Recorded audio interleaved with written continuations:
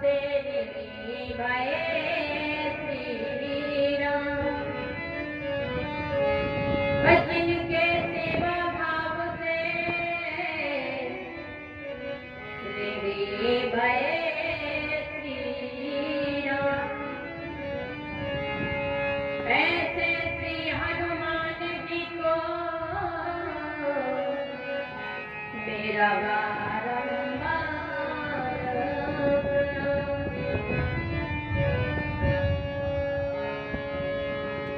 सारे जग को छोड़ के आई तेरे राम। सारे जग को छोड़ के आई तेरे राम। जनक नंदिनी जानकी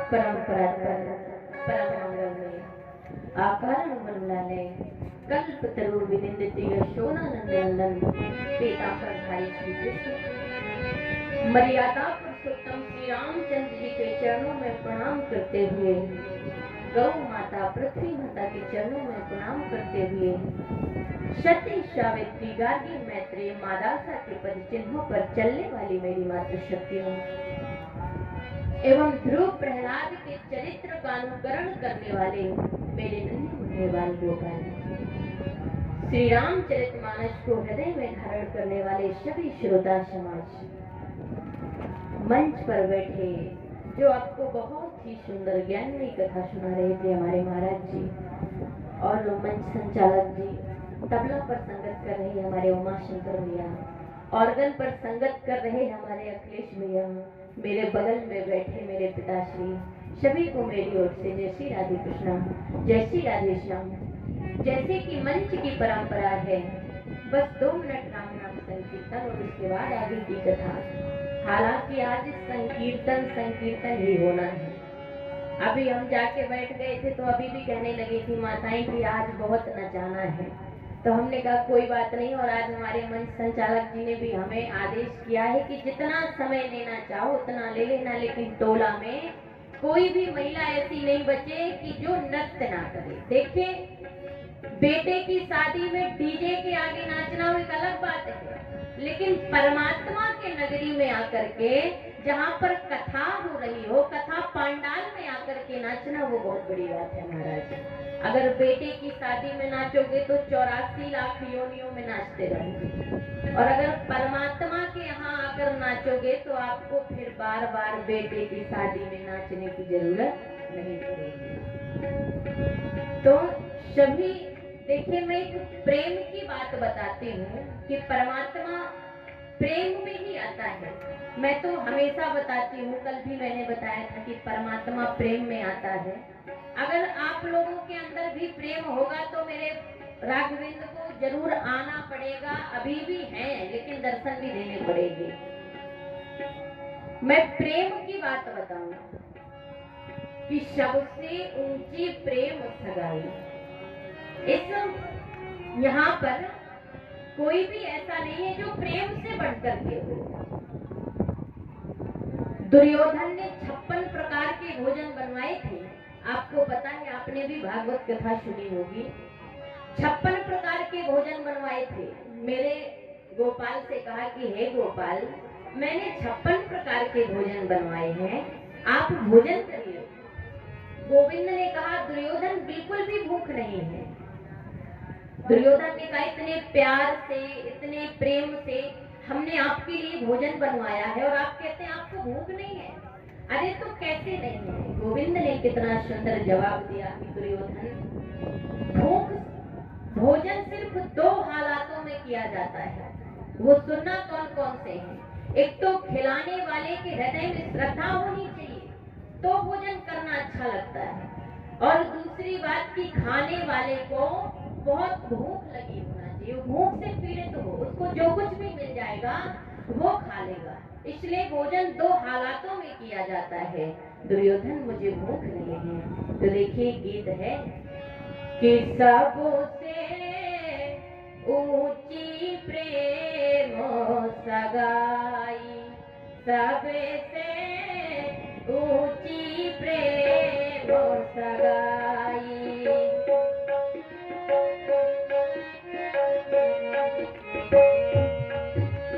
सबसे ऊंची प्रेम सगाई, सबसे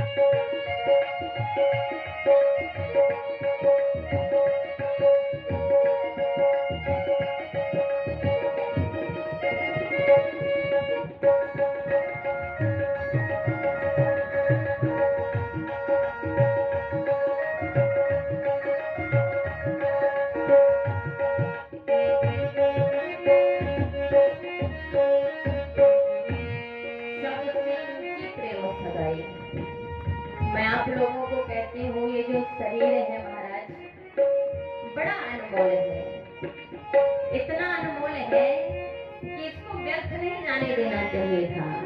तो गोविंद से प्रार्थना करनी है, राघवेंद्र से प्रार्थना करनी है कि हे प्रभु अवधे सैया मोरी छोड़ो न भैया, अवधे सैया मोरी छोड़ो न भैया, अवधे सैया मोरी छोड़ो न भैया।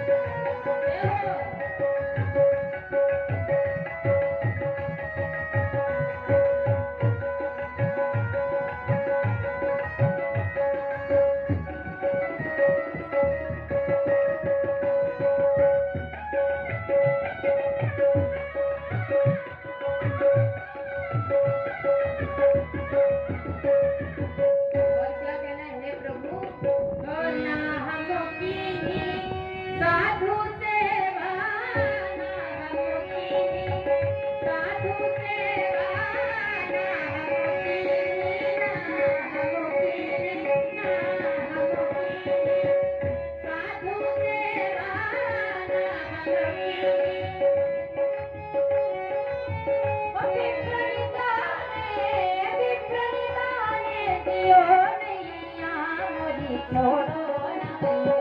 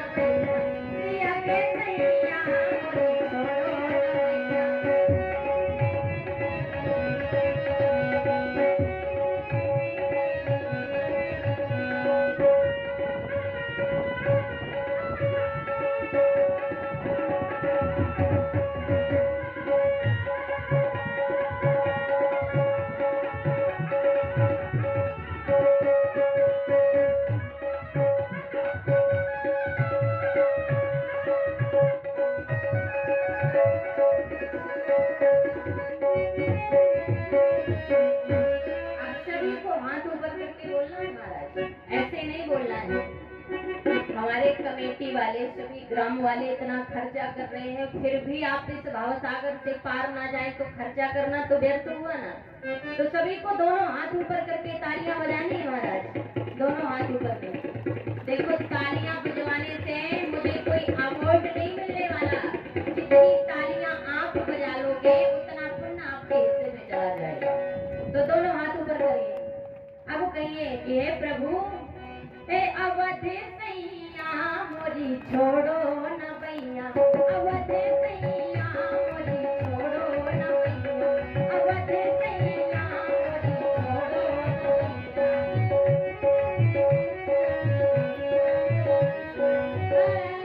अवध सैया, अवध सैया, सिया के सैया मोरी छोड़ो न भैया, सिया के सैया मोरी छोड़ो न भैया, सिया के सैया मोरी छोड़ो न भैया, सिया के सैया मोरी छोड़ो न भैया, अवध सैया, अवध सैया, अवध सैया मोरी छोड़ो न भैया, अवध सैया मोरी छोड़ो न भैया, अवध सैया मोरी छोड़ो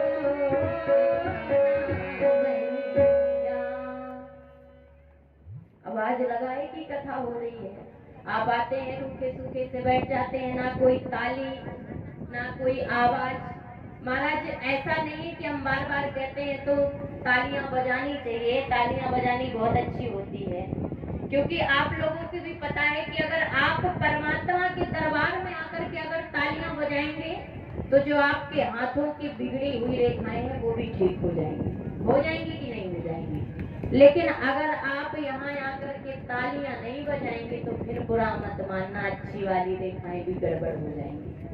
तो आपके ऊपर डिपेंड करता है कि आपको तालियां बजानी है या नहीं बजानी।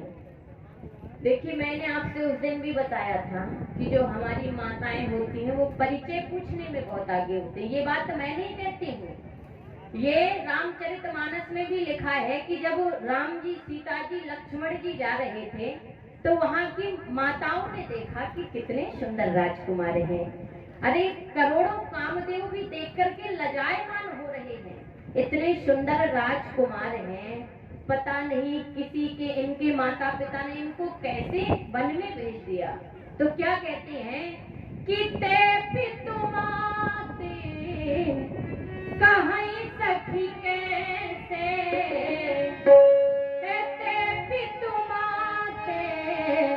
कहीं सखी कैसे, जिन पठे बन बालक ऐसे,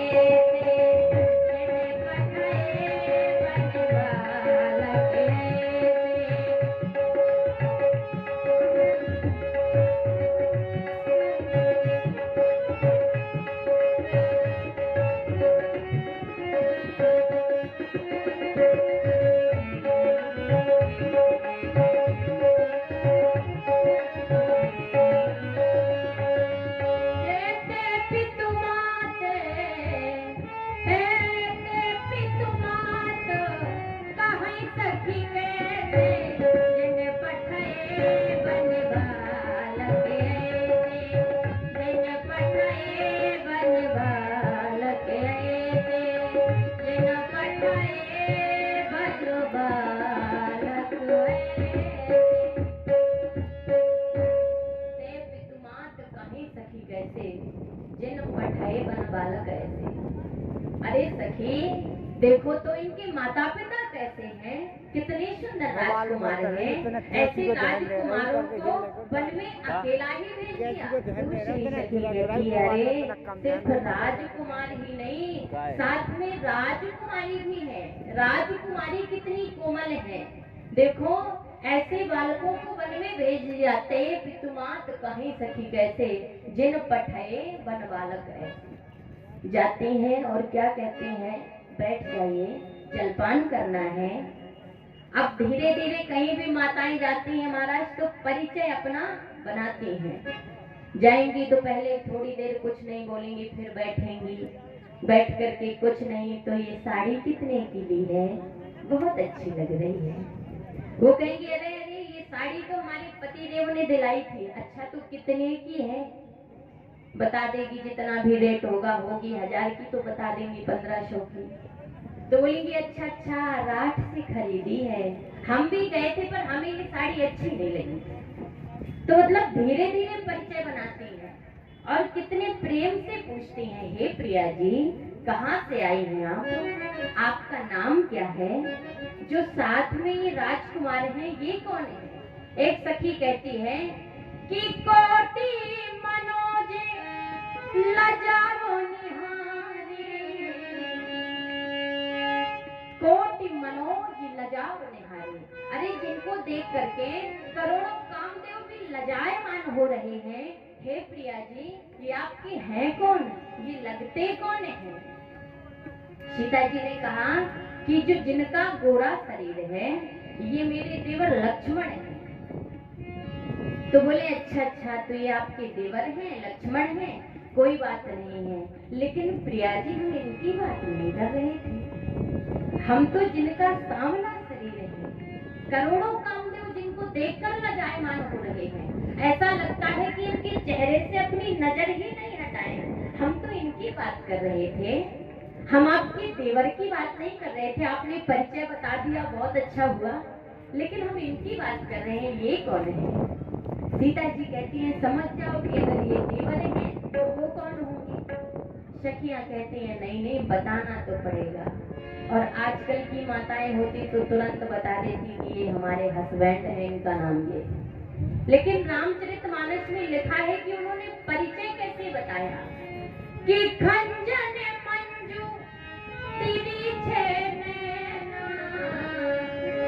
घूंघट का उठ करके तिरछे नैनों से, कि खंजन मंजू तिरछे नैना, निज पति कहाउत नहीं सिय सेना, निज पति कहाउत नहीं सिय सेना।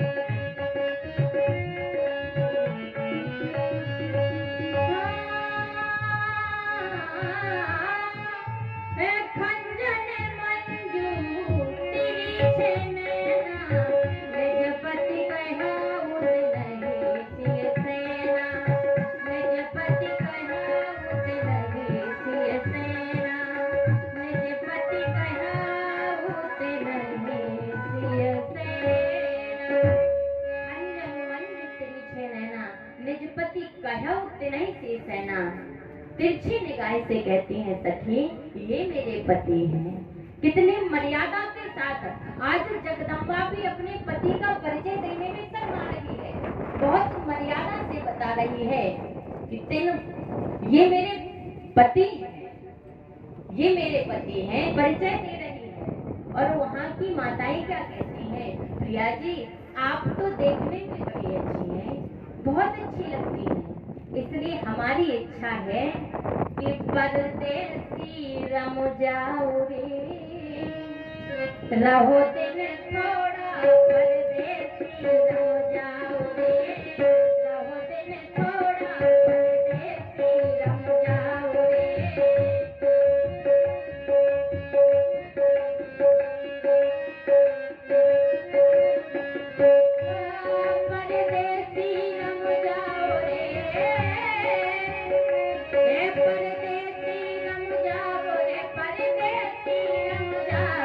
परदेसी रम जाओ रे, रहो दिन थोड़ा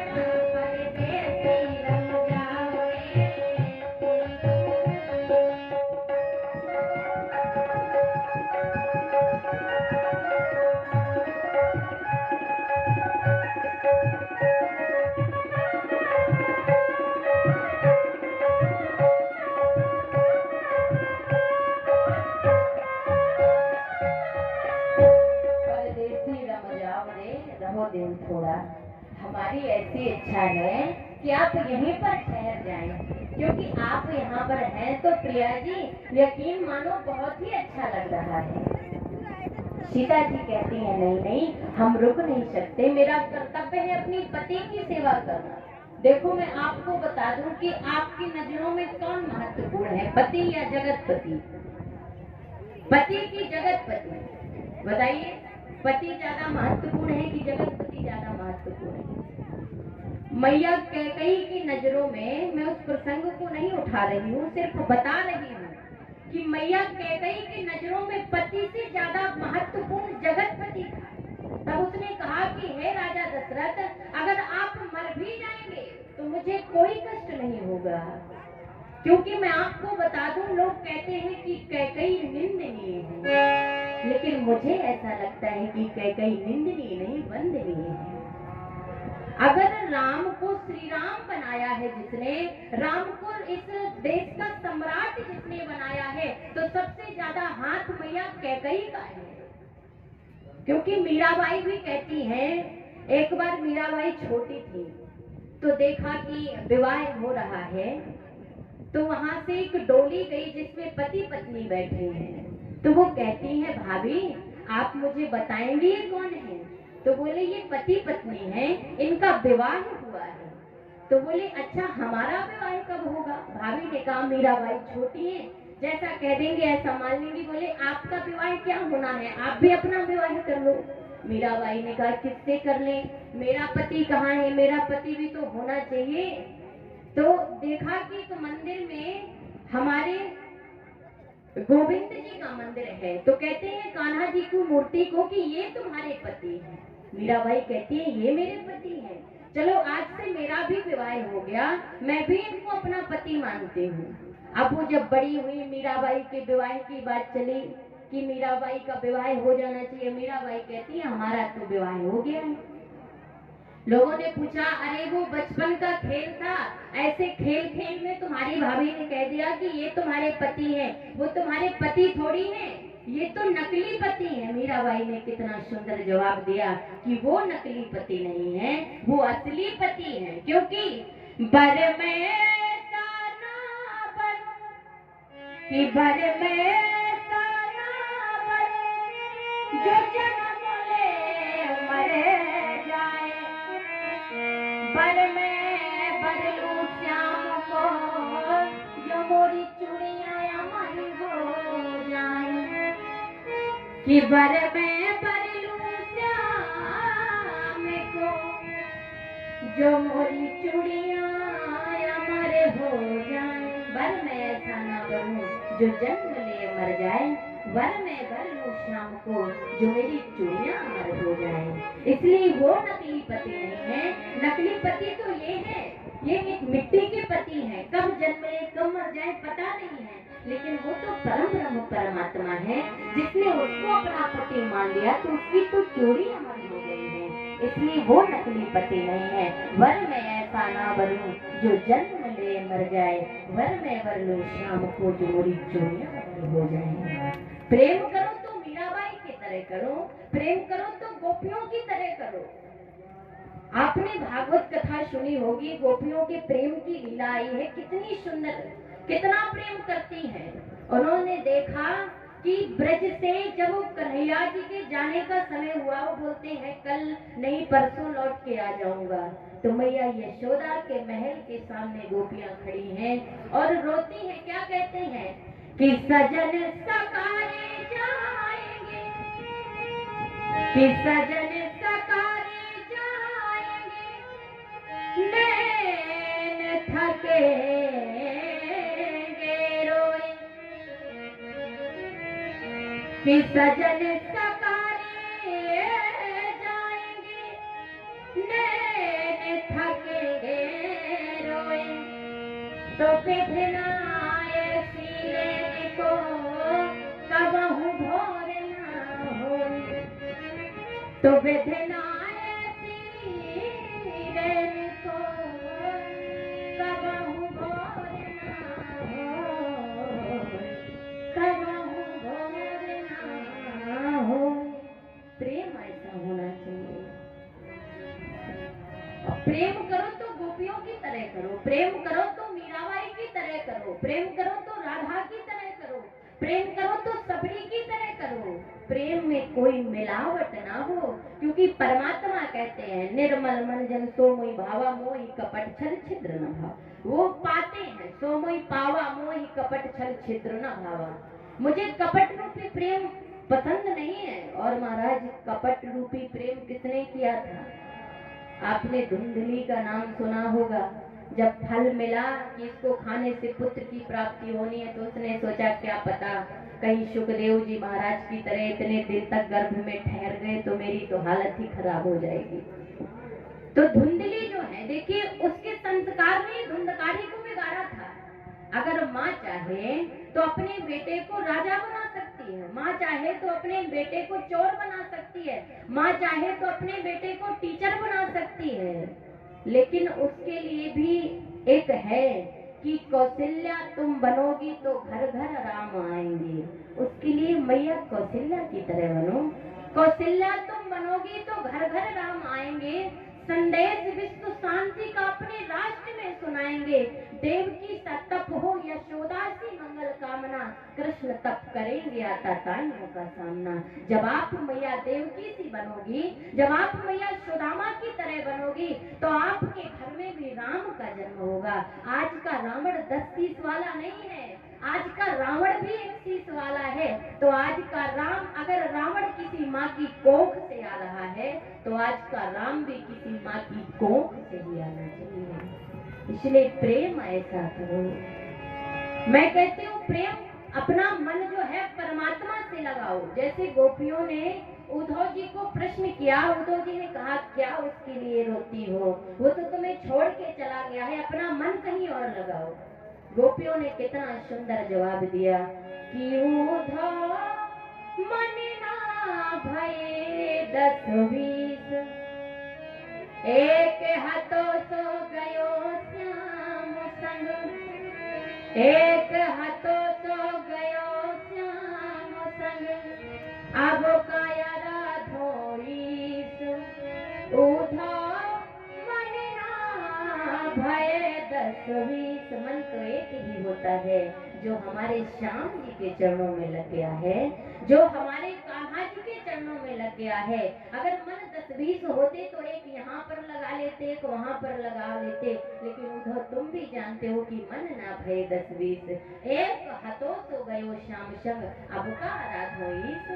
उद्धव मन ना भये 10-20, आपका भी एक मन है। तो मैं कहती हूँ पूर्णतः परमात्मा के चरणों में मत लगाओ, थोड़ा थोड़ा करके लगाओ। आपका विवाह हुआ है, घर पे भी आपको कामकाज करना पड़ता है, तो 12 घंटे में 1 घंटे तो परमात्मा के लिए निकाल सकते हैं। अगर महाराज 12 घंटे में 1 घंटे भी परमात्मा के लिए निकाल लिए, तो याद रखना आपकी मुक्ति निश्चय है। लेकिन अगर 12 घंटे में 1 घंटे भी नहीं निकले, उसी मोह माया जाल में फंसे रहे, तो ऐसी ही 84 लाख योनियों में नाचते रहेंगे। तो सीता जी कहती है कि हम नहीं रुक पाएंगे, क्योंकि आदेश ऐसा है, हमें अपने पति के साथ जाना है, ये हमारे देवर हैं।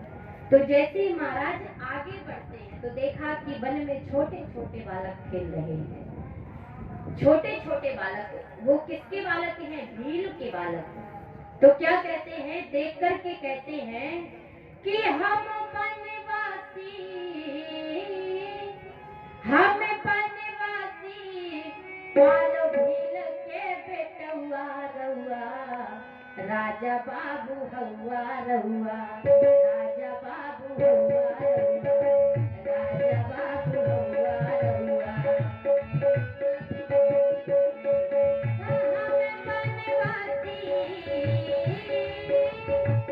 हमें बनवासी, पालो भील के बेटुआ रहुआ। देखिए शब्दों पर गौर करिए।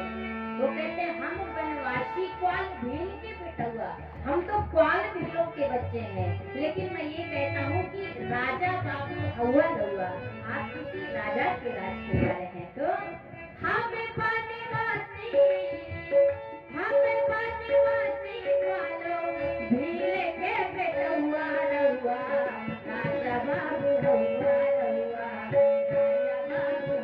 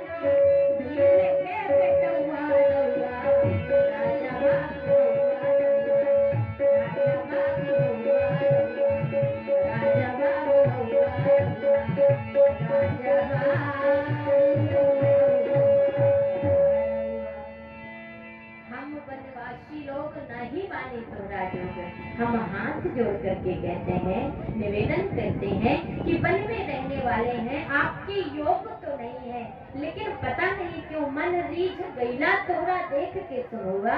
आपका स्वभाव इतना अच्छा है, आप देखने में इतने सुंदर हैं कि हमें लगा कि आपसे बातें करें, तो मन रीझ गईला तोहरा देख के शुभ हुआ।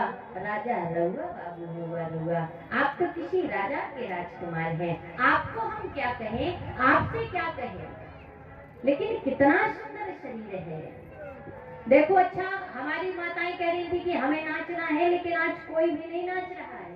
हमारे मंच संचालक जी ने हमें कहा है कि जितना समय लेना है उतना ले लो। अगर इसी तरह होता रहा तो हम 7 बजे तक भी कथा करेंगे तो भी आप नाचने वाले नहीं हैं। महाराज जी को मत डरिए, महाराज जी कुछ नहीं कहेंगे, कुछ नहीं कहेंगे महाराज जी। आप लोगों को जिसको जिसको नाचना है नाच लो। कल देखिए महाराज जी ने बताया था, अपने बारे में ही बताया था, मुझे ऐसा लगा। उन्होंने कहा कि गुस्सा होने का नाटक करना चाहिए, बाहर से, अंदर से नहीं होना चाहिए। तो महाराज जी भी हमारे ऐसे हैं कि बाहर से थोड़ा स्ट्रिक्ट हैं, अंदर से बहुत कोमल हैं। जैसा कहा गया है संत हृदय नवनीत समाना, वैसा ही उनका हृदय है, बहुत कोमल है। हम तो उनके साथ रहते हैं तो हमें पता है कितना कोमल हृदय है। तो जो कोई महाराज जी को डरता हो तो महाराज जी नहीं डरेंगे। आज हमने महाराज जी से पूछ लिया, महाराज जी आपका आदेश हो तो थोड़ा नचवा दें। खूब नाचो, महाराज जी का आदेश मिल गया। चलो, तो अब शर्माने वाली बात नहीं है, बिल्कुल ऐसे नाचना है जैसे गोविंद का रास विहार की लीला होती है। देखो, हम लोग तो बहुत भाग्यशाली हैं कि हमें अपना स्वरूप नहीं बदलना पड़ता और परमात्मा के यहाँ नाचने को मिल जाता है। लेकिन भोले बाबा को देखो, गोपी बनकर के गए थे नाचने के लिए और देखने के लिए। तो बुंदेलखंडी में कवि ने गीत लिखा है, बहुत ही अच्छा गीत है। जाका से आई नहीं नहीं, जाका से आई नहीं। जब कृष्ण जी ने भोले बाबा को देखा कि ये गोपी थोड़ा अलग है, कहाँ से आई है, जाका से आई नहीं नहीं। भाई, कोई भी महिला जो नाचती है वो स्टेज के सामने ना आए, अपने स्थान पर ही नाचे, वहीं खड़े होके। यहाँ कोई सामने नहीं आएगा। जिसको भी नाचना हो अपने स्थान पर खड़े होकर नाचेगा। धन्यवाद।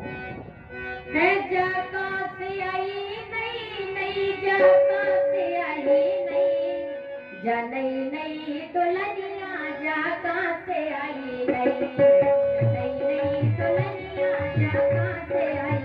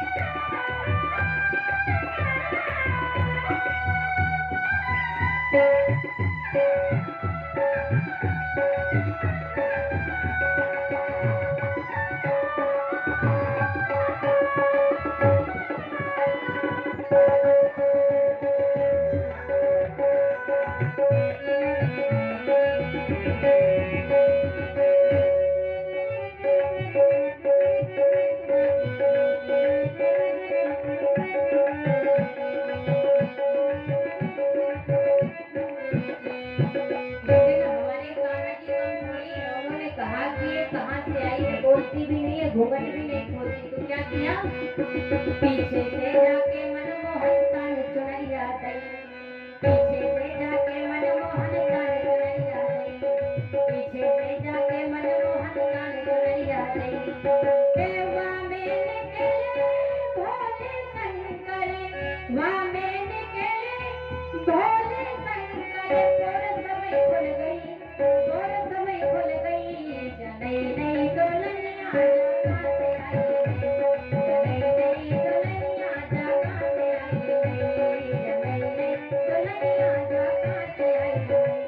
जका से आई नहीं, जका से आई नहीं, जका से आई नहीं।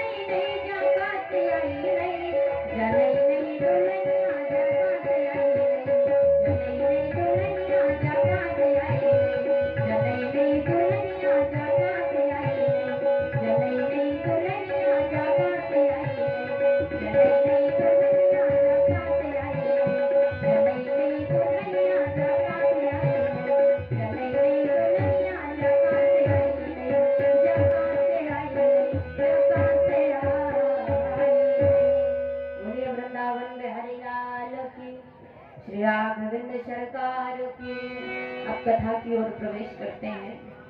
अब ज्यादा समय नाचने में नहीं लगाते महाराज की, यही नाचते रहे।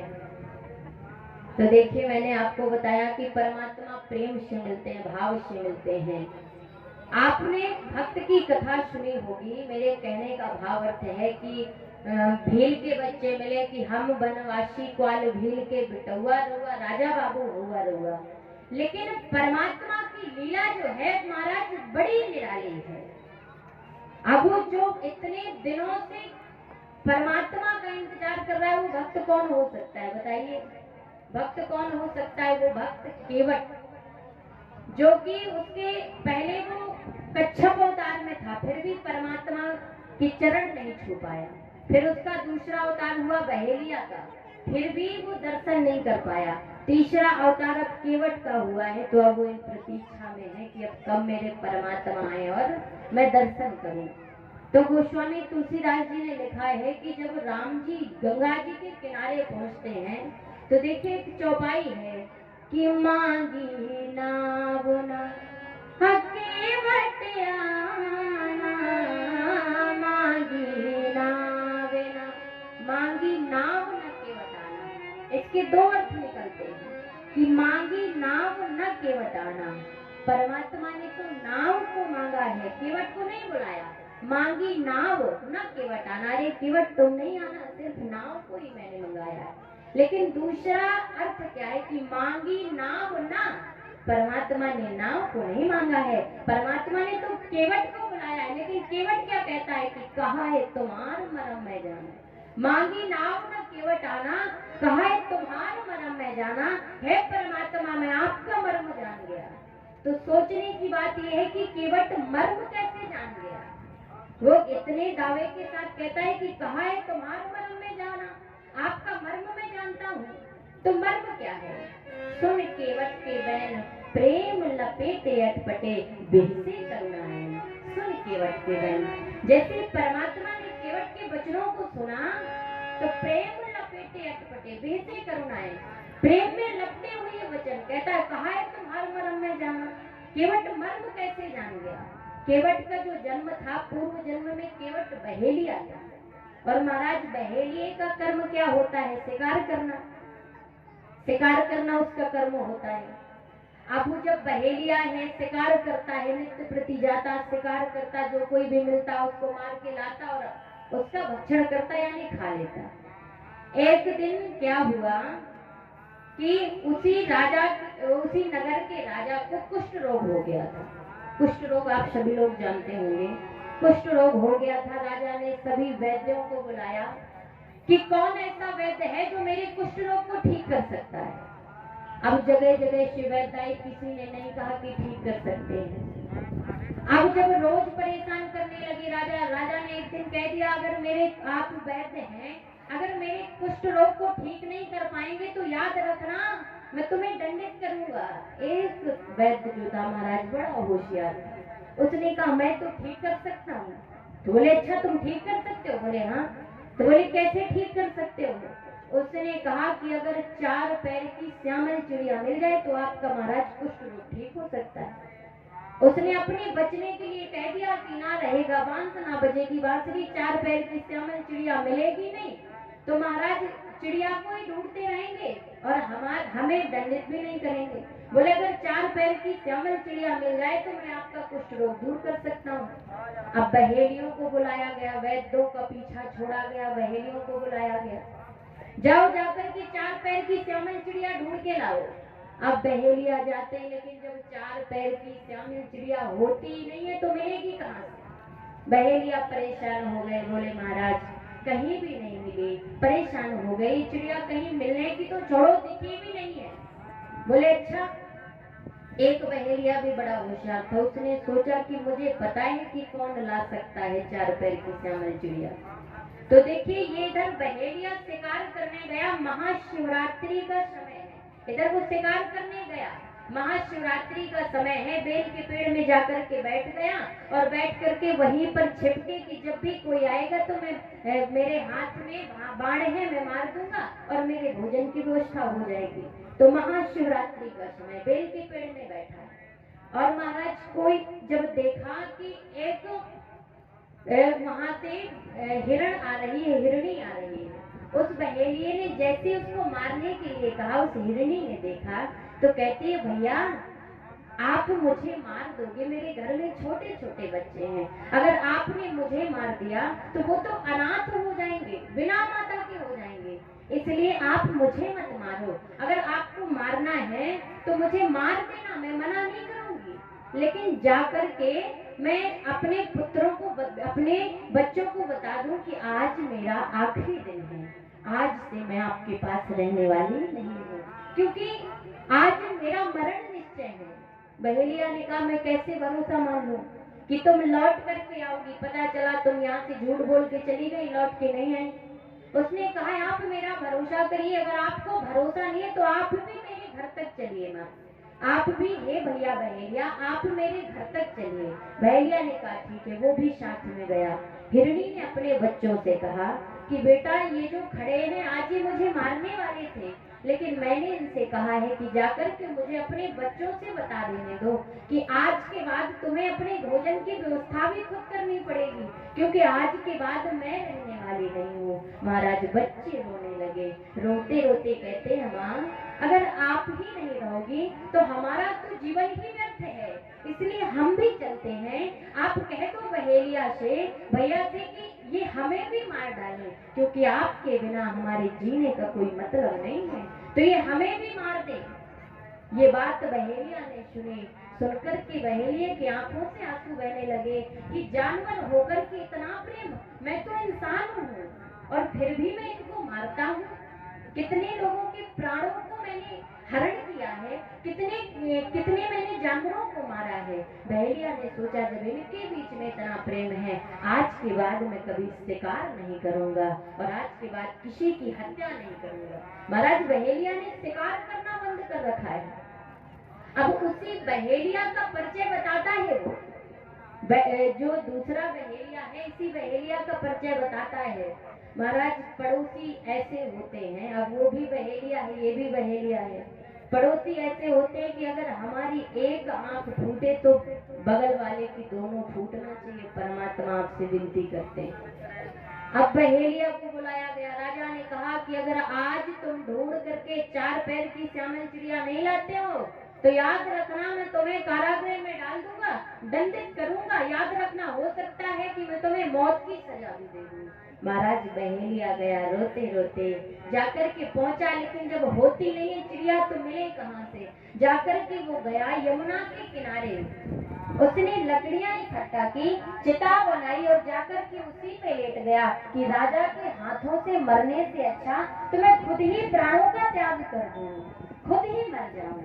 और महाराज वो बहेलिया उस चिता में आग लगाने वाला ही था कि देखा कि परमात्मा अपने भक्त के लिए 4 पैर की श्यामल चिड़िया बनकर के वहीं पर बैठ गए। बहेलिया ने देखा, बड़ा प्रसन्न हुआ, अरे 4 पैर की श्यामल चिड़िया मिल गई, लेकर के गया महाराज, 4 पैर की श्यामल चिड़िया मिल गई।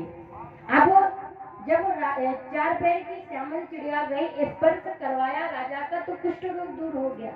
राजा ने कहा ये चिड़िया तो बड़े काम की चीज है, जब भी कभी कुष्ठ रोग होगा स्पर्श कर लेंगे दूर हो जाएगा। उसने पिंजरे पे बंद कर दी, लेकिन रात में परमात्मा उससे कहते हैं, वो चिड़िया आकर के कहती है राजा से कि हे राजन तूने मुझे पिंजरे में बंद कर लिया है, अरे जिस बहेलिया के हाथ से मैं लाई गई हूँ उसी बहेलिया को दे और वो मुझे उसी जगह पर छोड़ करके आए, नहीं तो राजन तेरा सर्वनाश कर दूंगी। सुबह राजा जगा उसी बहेलिया को बुलाया और वो बहेलिया चिड़िया लेकर के पहुंचा, वहीं पर उस चिड़िया को रखा, देखा तो परमात्मा है, परमात्मा ने अपना रूप लिया। केवट कहता है परमात्मा मैं आपके चरणों का स्पर्श करना चाहता हूँ, तो बोले नहीं नहीं केवट तुम मेरे चरणों का स्पर्श इस जन्म में नहीं कर सकते हो। बोले मैं पूर्व जन्म में कच्छप अवतार था, तब भी आपके भैया जो है शेषनाग उन्होंने कभी मुझे आसपास भी नहीं आने दिया, इस जन्म में बहेलिया बना तो भी आपके चरणों का स्पर्श नहीं कर पाया, तो आखिर कब मैं आपके चरणों का स्पर्श कर पाऊंगा। तो परमात्मा कहते हैं केवट मैं अगले जन्म में आऊंगा, तुमसे मैं कहता हूँ कि ये गंगा का किनारा गवाह है, ये पेड़ पौधे गवाह हैं, ये जितना भी जंगल है पेड़ है, ये सिर्फ मेरी गवाही है। जिस दिन मैं आऊं तो समझ जाना। केवट कहता है कहा है तुम्हारा मरम में जाना, सुन केवट के बैन प्रेम लपेटे अटपटे बेसे करुणायन। आज केवट कहता है परमात्मा मैं आपका मर्म जानता हूँ, कहता है परमात्मा मैं आपका मर्म जानता हूँ। और जब भैया केवट आया, राम जी ने कहा भैया केवट बहुत जल्दी हमें है, आप ऐसा करो कि पार लगा दो। केवट ने कहा इतने दिन तक प्रतीक्षा की है महाराज, ऐसे ही पार नहीं लगा देंगे, आपके चरणों को धोने के बाद ही हम आपको पार लगाएंगे। लक्ष्मण जी ने कहा रे भैया केवट ऐसा है कि जल्दी से पार लगा दो, समय इतना नहीं है, इतना समय नहीं है कि हम यहीं पर यमुना के किनारे खड़े रहें। केवट कहता है नहीं नहीं, आज तो हम बिना चरणों को धोए हुए आपको नाव पर नहीं बिठाएंगे। चढ़ाऊ न नैया में बिना पग धुलाए, बिना पग धुलाए मैं आपको अपनी नाव पर बिठाने वाला नहीं हूँ। तो बोले क्यों? बोले ये भी कोई पूछने की बात है। कहता है केवट मंगाई नाथ नाविना, केवट आना मंगाई नाथ नाविना, केवट आना मंगाई नाथ नाविना, केवट आना।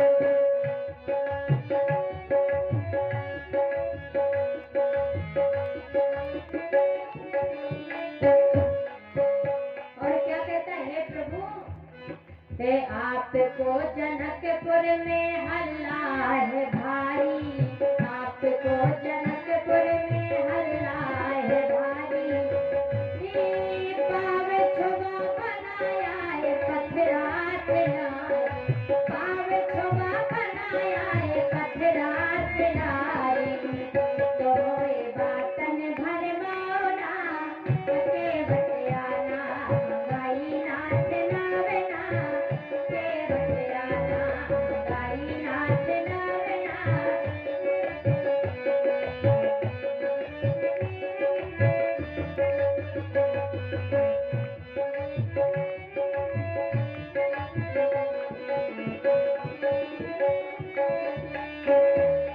और क्या कहता है प्रभु, मैं आपको बताना चाहता हूँ कि औरत भले है आठ है लड़का। ऐसा नहीं है, अगर मेरा विवाह नहीं हुआ होता तो मैं ये भी सोचता कि आपके चरणों में जो धूल है वो लग जाएगी तो कोई स्त्री बन जाएगी। लेकिन मैं आपको बता दूं कि औरत भले है आठ है लड़का, चलत नाव से पूरो खरेगा, चलत नाव से पूरो खरेगा, औरत भले है आठ है लड़का, औरत भले है आठ है लड़का, चलत नाव से पूरो खरेगा, चलत नाव से पूरो खरेगा, तो लोभ मोखान दिखाओ ना, केवट आना मंगाई नाथ नाविना, केवट आना मंगाई नाथ नाविना, केवट आना।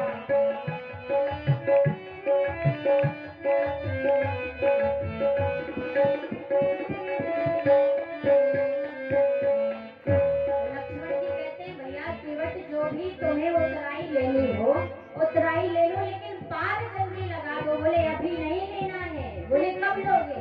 बोले जब समय आएगा तब लूंगा।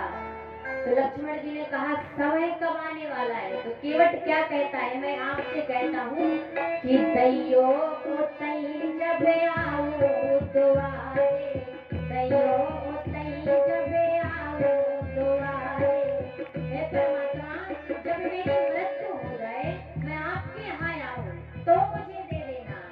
दैयो को तई जब आओ दुआरे, दैयो को तई जब आओ दुआरे, साहब दैयो खोले तुम्हारे, साहब दैयो खोले तुम्हारे, मैं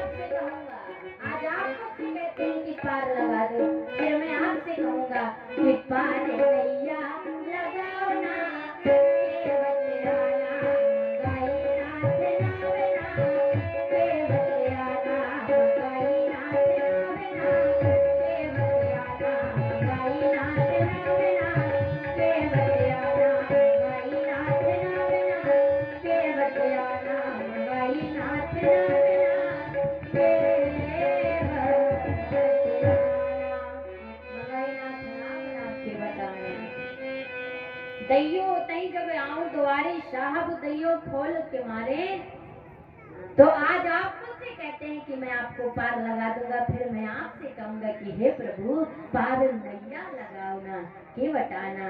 इसलिए विनती यही है, आप जितनी जल्दी आप अपने चरणों को धुला लेंगे उतनी जल्दी हम आपको पार लगा देंगे।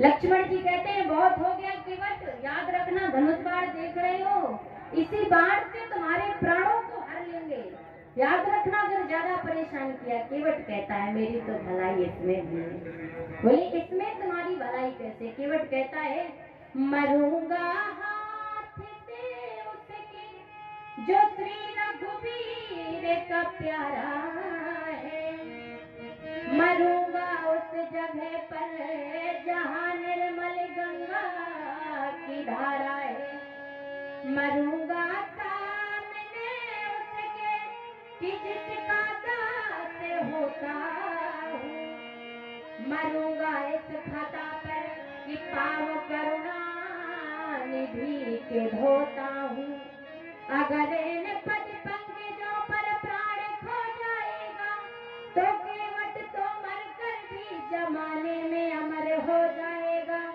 राघव चरण धुला लो ये आन है हमारी, दशरथ शपथ की सुन लो सौगंध है तुम्हारी, भैया लखन तुम्हारे क्यूरी चढ़ा रहे हैं, सारंग के सारे पर मुझको डरा रहे हैं, चलने को तो यहाँ एक भी न कपट काटे हैं, क्योंकि प्रभु ये अयोध्या नहीं गंगा का घाट है, चलने को तो यहाँ एक भी न कपट काट है, ये अयोध्या नहीं गंगा का घाट है। राम जी ने कहा भैया केवट तुम पैर धो लो, बस पार जल्दी लगा दो। केवट क्या करता है महाराज, कठौता लेकर के आता है, पानी कठौता हरी ले आवा। महाराज कठौता लेके आता है, कठौती लेके नहीं आता। केवट के मन में भी केवट कितना होशियार है कि कठौता लेकर के जाऊंगा, अगर चरणों की रज छू करके भी बनेगा तो बेटा बन जाएगा, महाराज कमा के खा लेगा। लेकिन अगर कठौती लेके आया कहीं बेटी बन गई तो आपको पता है 10 लाख 20 लाख नगद देने पड़ते हैं। तो इसलिए कठौता लेके आया, और महाराज कठौता लकड़ी का लेके आया, पत्थर का लेके नहीं आया था। केवट इतना होशियार है, जानता है कि अगर मैं पत्थर का कठौता लेके जाता हूँ, परमात्मा के चरण धोता हूँ, तो जो पत्थर का कठौता है, जो पत्थर होता है वो पानी को सोखता नहीं है, इसलिए वो लकड़ी का कठौता लेके आता है कि परमात्मा के चरण धोऊंगा, लकड़ी पानी को सोख लेती है। तो यही जो गंगा जल है, चरणामृत है, ये सोख लेगी, और मैं करूंगा रोज गंगा के किनारे का जल डाल के इसी को चरणामृत बना के पी लिया करूंगा। अब वो पैर धो रहा है, अब जब पैर धो रहा है केवट महाराज, तो पैर धोएगा तो ये तो निश्चय है कि जब सामने वाला एक पैर से खड़ा होगा तो उसका शरीर डगमगाएगा। डगमगाएगा कि नहीं डगमगाएगा? केवट कहता है महाराज अगर आप बुरा न माने तो आप हमारे सिर पे हाथ रख सकते हैं सहारा के लिए। परमात्मा हंसने लगे, अरे भैया केवट बहुत होशियार हो, चरण भी धो लिए, और कहते इतने होशियारी से अगर आप बुरा न माने, अगर आप कुछ गलत ना समझे तो आप अपना हाथ हमारे सिर पे रख सकते हो, क्योंकि घाटा मेरा नहीं है आपका है, आपको बहुत विलंब हो रहा है। तो कहता है चाहो अवलंब तो विलंब सो विनीत विनु, नाथ मोरे माथ पे तो हाथ धर दीजिए। अगर आप चाहते हैं कि आपको देर हो रही है तो एक काम करिए कि आप मेरे सिर पे अपना हाथ रख लीजिए। परमात्मा कहते हैं भैया बहुत होशियार हो, अरे भक्तों के सामने मेरी नहीं चलती, भक्त जो हैं वो ज्यादा आगे हैं मुझसे, वो ज्यादा सोचते हैं। तो इसलिए अब ज्यादा समय नहीं है, बस एक भजन और उसके बाद बाड़ी को विराम। हमारे महाराज जी भी बैठे, हम तो आते हैं आपको हंसाते हैं, कथा सुनाते हैं, लेकिन जो वो कथा सुनाते हैं महाराज वो अपने जीवन में उतारने योग्य है। बहुत ही रसिक कथा, ज्ञानमयी, अमृतमयी, आपको अमृत पिलाते हैं। जैसे सुखदेव जी ने राजा परीक्षित को पिलाया था, ऐसे वो भी हम सभी को अमृत पिलाते हैं। मैं तो बड़े ध्यान से कथा सुनती हूँ।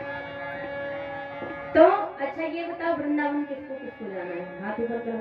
किसको किसको जाना है, लेकिन अगर जाओगे तो लौट के नहीं आओगे, ये वादा करो। तो आज सभी लोग बोलेंगे भाई यहाँ स्टेज के सामने आकर डांस ना करें, अपनी अपनी जगह पर अपनी जगह पर खड़े होकर डांस करें। जाना है, सबको जाना है, ठीक है। कि वृंदावन जाऊंगी सखी ना लौट के आऊंगी, वृंदावन जाऊंगी सखी ना लौट के आऊंगी, मेरी उठी